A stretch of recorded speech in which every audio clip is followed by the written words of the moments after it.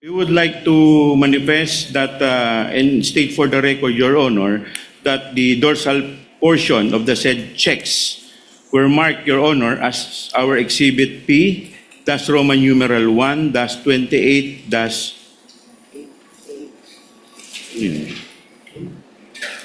A-1 for the first check, Your Honor, and for the second check, Your Honor, Exhibit P, that's Roman numeral 1, that's 28, that's B, that's 1. And for the third check, Your Honor, Exhibit P, that's Roman numeral 1, that's 28, that's C, that's 1. And for the fourth check, Your Honor, is Exhibit P, that's Roman numeral 1, that's 28, D, that's 1, Your Honor.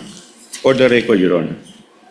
Now, Duly noted and entered into the records. You may Now- proceed when you're ready. thank you, Your Honor. Now, Madam Witness, dito po sa checking ito, may nakatatak po dito na certified true copy of the digital copy on file. Now, Madam Witness, pwede po ba malaman namin nasaan po ang original ng checking ito kung alam po ninyo? Ang original copy po ng mga check-in nito ay na-shred na po siya. Okay. Bakit po siya sinred kung alam po ninyo? As per bank policy po, lahat po ng mga negotiated checks ay may retention period lang po ng 1 year. Kaya ito po ay shred na. Okay. So sinasabi po ninyo na ang mga cheque ay sinisred.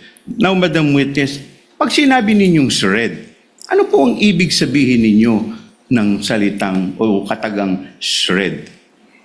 Ang meaning po ng shred, ito po ay dumadaan po siya sa machine shredder.